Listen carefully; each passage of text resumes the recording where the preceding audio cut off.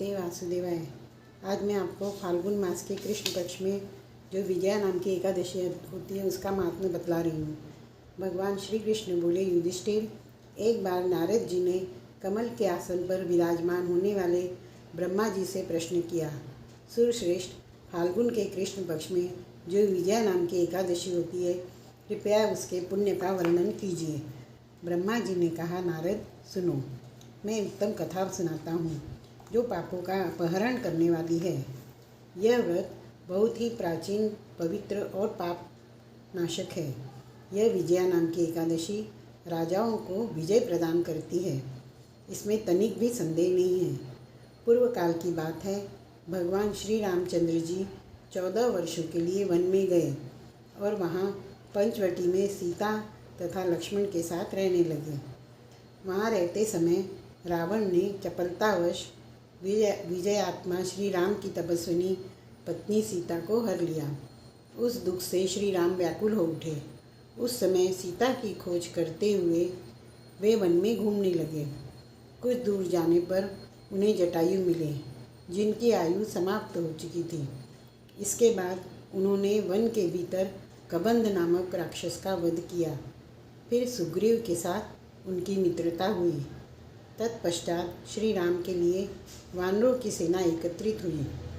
हनुमान जी ने लंका के उद्यान में जाकर सीता जी का दर्शन किया और उन्हें श्री राम की चिन्ह स्वरूप मुद्रिका प्रदान की। यह उन्होंने महान पुरुषार्थ का काम किया था।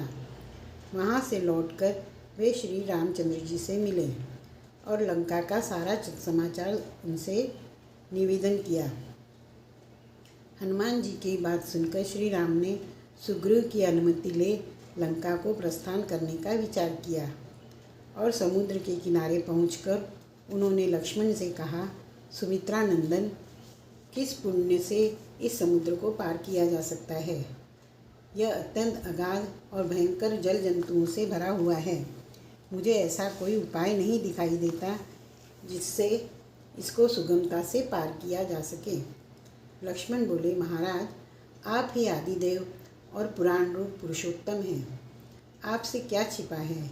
यहाँ के द्वीप के भीतर बकदालभ्य नामक मुनि रहते हैं। यहाँ से आधे योजन की दूरी पर उनका आश्रम है। रघुनंदन, उन प्राचीन मुनीश्वर के पास जाकर उन्हीं से इसका उपाय पूछिए।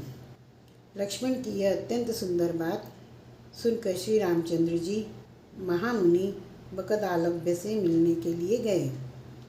वहाँ पहुंचकर उन्होंने मस्तक झुकाकर मुनि को प्रणाम किया।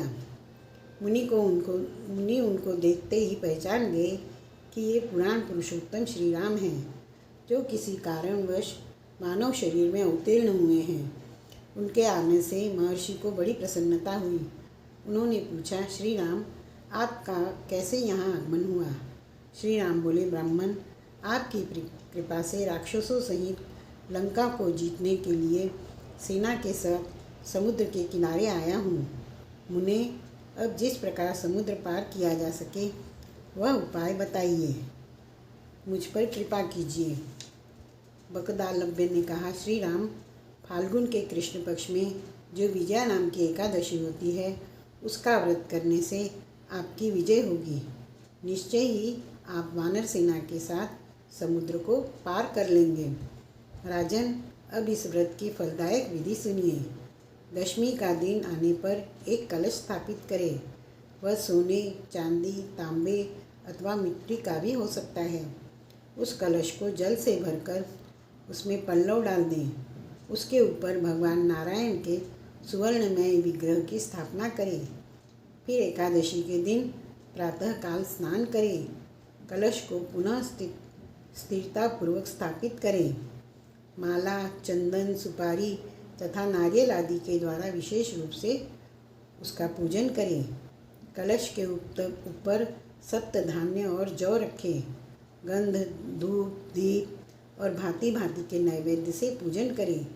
कलश के सामने बैठकर वह सारा दिन उत्तम कथा, वार्ता आदि के द्वारा व्यतीत करें तथा रात में भी वहाँ जागरण करें। अखंड व्रत के लिए सिद्धि के लिए घी का दीपक जलाएं। फिर द्वादशी के दिन सूर्योदय होने पर उस कलश को किसी जलाशय के समीप, नदी, झरने या पोखरे के तट पर ले जाकर स्थापित करें और उसकी विधिवत पूजा करके देव प्रतिमा सहित उस कलश को वेद वेत्ता ब्राह्मण के लिए दान कर दें। महाराज, कलश के साथ ही और बड़े बड़े दान देने चाहिए। श्री राम, आप अपने युद्धपतियों के साथ इसी विधि से प्रयत्नपूर्वक विजय का व्रत कीजिए, इससे आपकी विजय होगी। ब्रह्मा जी कहते हैं, नारद, यह सुनकर श्री रामचंद्र जी ने मुनि के कथनानुसार उस समय विजया एकादशी का व्रत किया। उस व्रत के करने से श्री रामचंद्र जी विजयी हुए। उन्होंने संग्राम में रावण को मारा और लंका पर विजय पाई और सीता को प्राप्त किया। बेटा, जो मनुष्य इस विधि से व्रत करते हैं उन्हें इस लोक में विजय प्राप्त होती है और उनका परलोक भी अक्षय बना रहता है। भगवान श्री कृष्ण कहते हैं, इस कारण विजया का व्रत करना चाहिए।